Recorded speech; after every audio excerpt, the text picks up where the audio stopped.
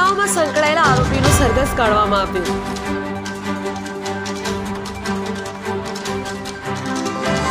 ચોક બજાર ક્રાઇમ બ્રાન્ચથી લઈને ભાગળ સુધી અને ભાગળથી ચોક બજાર સુધી આરોપીની સરઘસ કાઢવામાં આવી।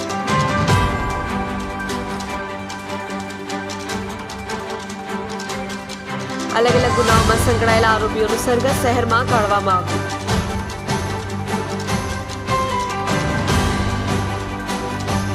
પોલીસે શહેરીજનોને કાયદો અને વ્યવસ્થાની સ્થિતિ અકબંધ હોવાનો સંદેશો પહોંચાડી લોકોનો ભય દૂર કર્યો।